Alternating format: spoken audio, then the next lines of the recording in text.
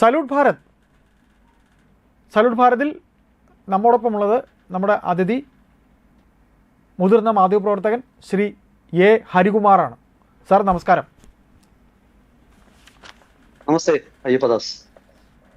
Sir, നമ്മൾ ഇപ്പോൾ മറ്റ് രാജ്യങ്ങൾക്ക്, അതായത് ഉക്രൈൻ, പിന്നെ ജപ്പാൻ, ഇങ്ങനെയൊക്കെ തുടങ്ങിയിട്ടുള്ള മറ്റ് വിദേശ രാജ്യങ്ങൾക്ക് ഇന്ത്യ ആയുധം നൽകുന്ന രീതിയിൽ വരെ ആയുധ കയറ്റുമതി രംഗത്ത് ഇന്ത്യക്ക് വൻ ഉയർച്ച ഉണ്ടായിരിക്കുന്നു. എന്ന് വെച്ചാൽ അവർ ഉപയോഗിക്കുന്ന പല വെടിക്കോപ്പുകളും അല്ലെങ്കിൽ ആയുധങ്ങളും ഒക്കെ തന്നെ ഇന്ത്യയുടേതാണ് എന്ന് ആ ആയുധം ഉപയോഗിച്ച് കഴിഞ്ഞ് ആണ് നമ്മൾ പോലും അറിയുന്നത്. അപ്പോൾ അത്ര കണ്ട് ഇന്ത്യ ആയുധ കയറ്റുമതി രംഗത്ത് ഉയർച്ചയിലാണ്. സർ, ഞാനിതിൻ്റെ ഒരു ചെറിയ ഭാഗം മാത്രമാണ് പറഞ്ഞത്. ഇതിനെക്കുറിച്ച് വെളിവാകുന്ന കുറച്ച് കൂടുതൽ ഡീറ്റെയിൽസ് ഒന്ന് അറിയാൻ നമ്മുടെ പ്രേക്ഷകർക്ക് താല്പര്യമുണ്ടാകും. ഒന്ന് പറയാമോ? ആയുധങ്ങളും വെടിക്കോപ്പുകളും, അതായത് ആംസ് ആൻഡ് അമ്മ്യൂണിഷൻസ്, ഇതിന്റെ നിർമ്മാണ മേഖലയിൽ അല്ലെങ്കിൽ ഇതിന്റെ നിർമ്മാണത്തിൽ ഇന്ന് ലോകത്തിലെ തന്നെ ഒരു പ്രമുഖ രാജ്യമായിട്ട് ഇന്ത്യ മാറിക്കഴിഞ്ഞു. അതിന്റെ കണക്കുകൾ തന്നെ, കൃത്യമായ കണക്കുകൾ തന്നെ അത് ഇക്കാര്യം സാക്ഷ്യപ്പെടുത്തുന്നുണ്ട്. ഇപ്പം 2013-14 കാലഘട്ടത്തിൽ ഇന്ത്യ ഉൽപ്പാദിപ്പിച്ച ആയുധങ്ങളുടെ മൊത്തം മൂല്യം എന്ന് പറയുന്നത് 43,746 കോടിയായിരുന്നു. അത് ഈ കഴിഞ്ഞ വർഷം ഇന്ത്യ ഉൽപ്പാദിപ്പിച്ചത് 1,78,000 കോടി രൂപ മൂല്യമുള്ള ആയുധങ്ങളാണ്. അപ്പോ അതിൽ നിന്ന് നമുക്ക് മനസ്സിലായി ഇന്ത്യയുടെ ഡിഫൻസ് സെക്ടർ, പ്രതിരോധ മേഖല എത്രമാത്രം വളർന്നു എന്നുള്ളത്.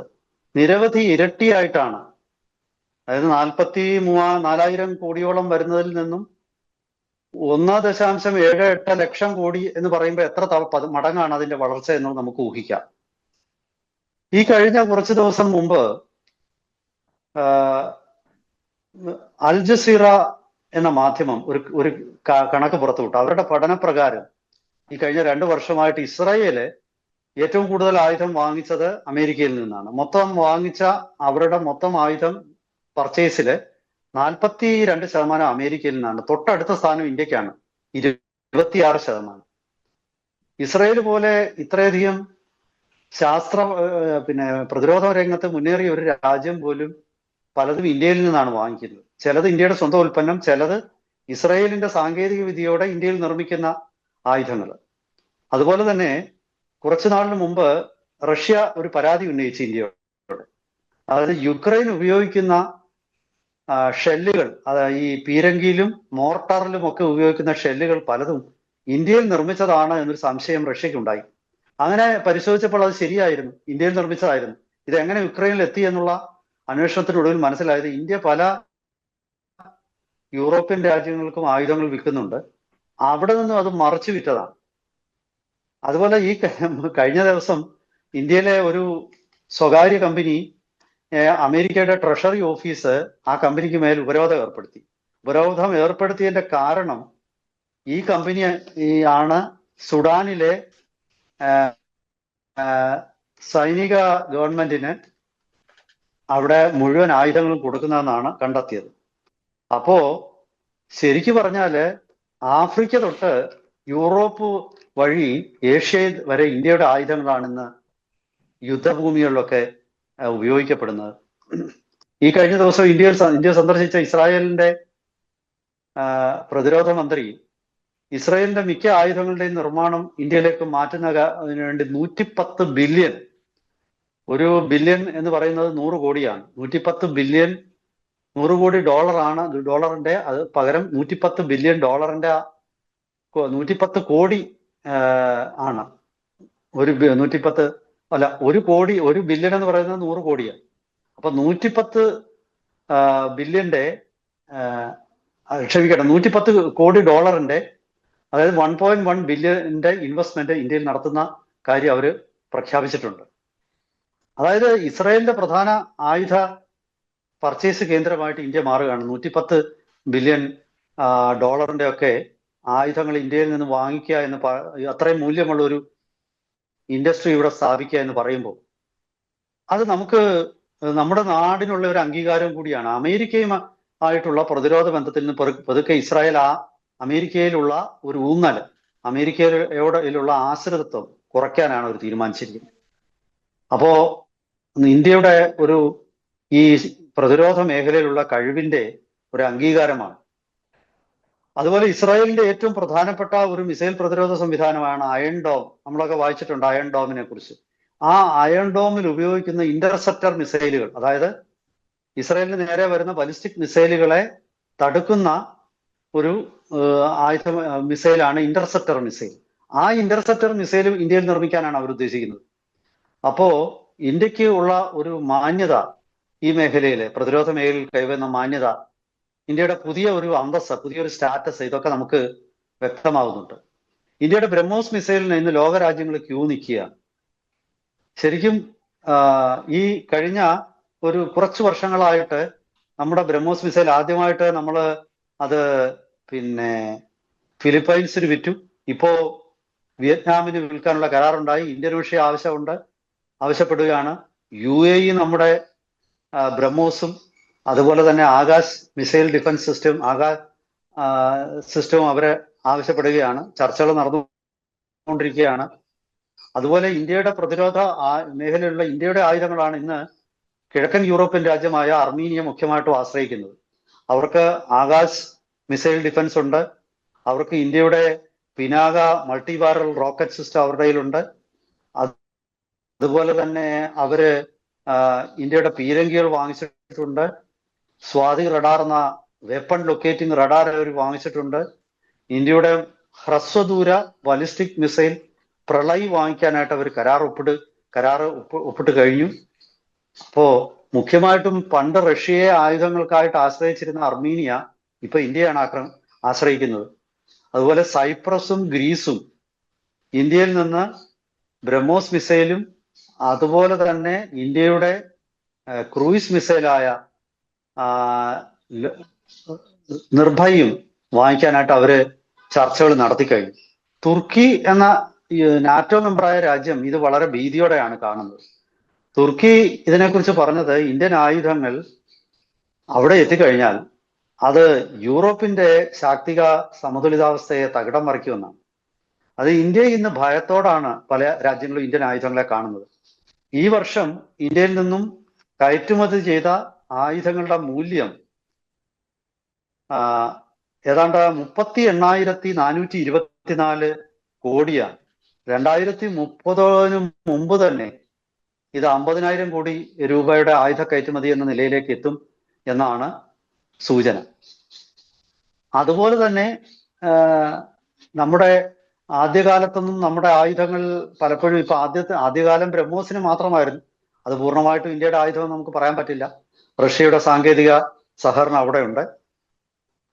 പക്ഷേ ഇപ്പോൾ അങ്ങനെയുള്ള ആയുധങ്ങൾക്ക് മാത്രമല്ല, ഇപ്പൊ ആകാശ് മിസൈൽ ഡിഫൻസ് സിസ്റ്റമോ പിനാക മൾട്ടി ബാരൽ റോക്കറ്റ് ലോഞ്ചറോ അല്ലെങ്കിൽ സ്വാതി റഡാറോ പ്രളയ് ഷോർട്ട് ഡിസ്റ്റൻസ് ബാലിസ്റ്റിക് മിസൈലോ ഇതൊന്നും തന്നെ ആരുടെയും സാങ്കേതിക വിദ്യ ഉള്ളതല്ല. ഇന്ത്യയുടെ മിലിറ്ററി ട്രാൻസ്പോർട്ട് വാഹനങ്ങളാണ് മിക്ക ആഫ്രിക്കൻ രാജ്യങ്ങളിലും ഇപ്പോൾ ഉപയോഗിക്കുന്നത്. കാരണം അത് ഏത് പരുക്കൻ പ്രതലത്തിലൂടെയും അനായാസേന കയറിപ്പോകുന്ന ഏത് ചെങ്കുത്തായ കയറ്റവും അതുപോലെയുള്ള ഇറക്കങ്ങളും ഒക്കെ അനായാസം കൈകാര്യം ചെയ്യാൻ പറ്റുന്ന ഏത് മഴയത്തും വെയിലത്തും മഞ്ഞിലും ഒക്കെ തന്നെ ഉപയോഗിക്കാൻ പറ്റുന്ന ഇന്ത്യയുടെ വാഹനങ്ങൾക്ക് ഡിമാൻഡ് വളരെ കൂടുതലാണ്.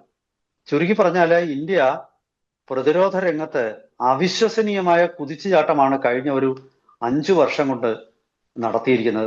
പ്രധാനമന്ത്രി നരേന്ദ്രമോദിയുടെ നേതൃത്വത്തിൽ നടപ്പാക്കിയ ആത്മനിർഭർ ഭാരത് എന്ന പദ്ധതി ഇന്ത്യയുടെ ഈ പ്രതിരോധ രംഗത്തെ കുതിച്ചുചാട്ടത്തിന് വലിയൊരു ചാലകമായിട്ട്, ഒരു കാറ്റലിസ്റ്റായിട്ട് പ്രവർത്തിച്ചു എന്ന് തന്നെയാണ് നമുക്ക് മനസ്സിലാക്കാൻ കഴിയുന്നത്. ഇന്ന് നമ്മൾ ഒരു കാര്യം നമ്മൾ പറയുമ്പോൾ അത്ഭുതപ്പെടും. അതായത് പണ്ട് ഒരുപാട് പണ്ടൊന്നുമല്ല, 2014 ഇന്ത്യ ഉപയോഗിച്ചിരിക്കുന്ന ഇന്ത്യക്ക് ആവശ്യമുള്ള വെടിക്കോപ്പുകളിൽ വെറും 32% മാത്രമാണ് ഇന്ത്യയിൽ നിർമ്മിച്ചിരുന്നത്. അതായത് വെടിക്കോപ്പുകൾ എന്ന് പറയുമ്പോൾ പീരങ്കിഷല്ല്, വെടിയുണ്ട, അല്ലെങ്കിൽ അതുപോലെ ബോംബിലുള്ള ഉപയോഗിക്കുന്ന എക്സ്പ്ലോസീവ്സ്, അങ്ങനെ നിരവധി സാധനങ്ങൾ. ഈ ഈ ഇത്തരം വസ്തുവകകൾ വെറും 32% മാത്രമാണ് ഇന്ത്യയിൽ നിർമ്മിച്ചത്. അതായത് ബാക്കി 68% നമ്മൾ പുറത്തു നിന്ന് നമ്മൾ ഇറക്കുമതി ചെയ്യുകയാണ്. ഇന്ന് ആ സ്ഥാനത്ത് നമ്മളുടെ പടക്കോപ്പുകളിൽ ഏതാണ്ട് 92% നമ്മളുടെ രാജ്യത്ത് തന്നെയാണ് ഉൽപ്പാദിപ്പിക്കുന്നത്. ഇനി വരുന്ന ഒരു 2 കൊല്ലത്തിനുള്ളിൽ ഇന്ത്യയുടെ പടക്കോപ്പുകളിലെ 98% ഇന്ത്യയിൽ തന്നെ ആയിരിക്കും. അതായത് പ്രായോഗികമായിട്ട് പറഞ്ഞാല് ഈ അമ്മ്യൂണിഷന്റെ കാര്യത്തിൽ ഇന്ത്യക്ക് ലോകത്തെ ഒരു രാജ്യത്തെ ആശ്രയിക്കേണ്ടതില്ല എന്ന സ്ഥിതിയിലേക്ക് നമ്മൾ എത്തുകയാണ്. അത് സാർ അപ്പോൾ ഒന്ന് ഇടപെടുകയാണ്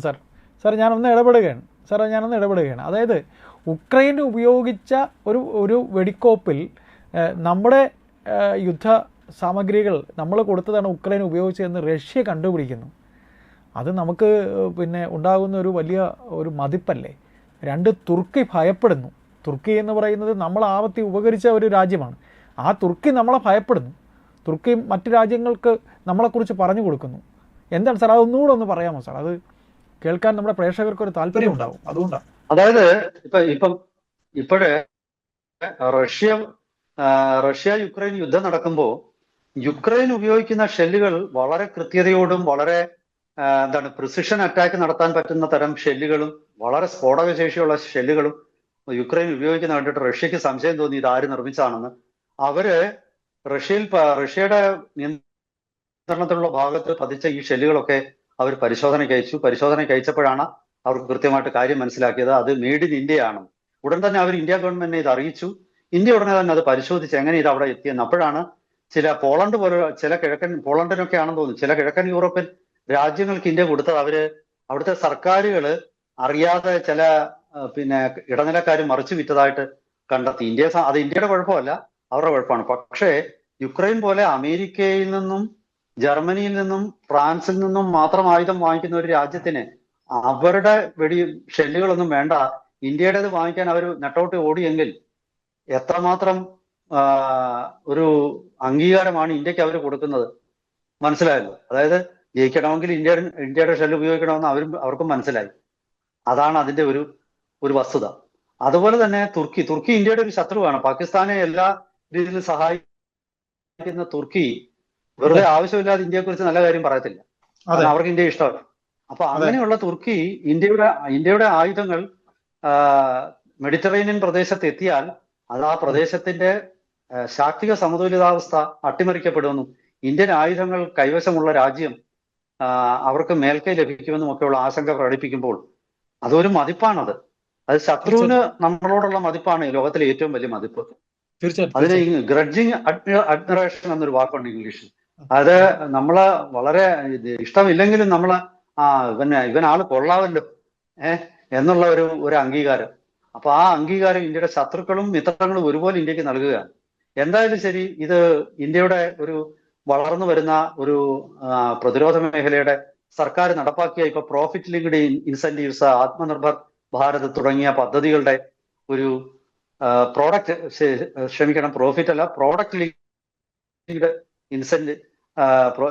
ലിങ്ക്ഡ് ഇൻസെന്റീവ്സ് അങ്ങനെയൊക്കെയുള്ള ഒരുപാട് പദ്ധതികളുടെ വിജയം തന്നെയാണ് എന്നുള്ള കാര്യത്തിൽ നമുക്ക് ഒരു സംശയവും വേണ്ട. വരും ദിവസങ്ങളിൽ ഭാരതത്തിന്റെ കൂടുതൽ മുന്നേറ്റങ്ങളെ കുറിച്ചുള്ള കൂടുതൽ വാർത്തകളും വിശകലനങ്ങളുമായിട്ട് വീണ്ടും നമുക്ക് പ്രേക്ഷകരെ സമീപിക്കാം. ഒരിക്കൽ കൂടി എല്ലാവർക്കും നമസ്കാരം. ഇത്തരത്തിൽ കൗതുകകരമായ വാർത്തകൾ നമുക്ക് ഇനിയും തുടർന്ന് സംസാരിക്കാം. നന്ദി. Thank you sir.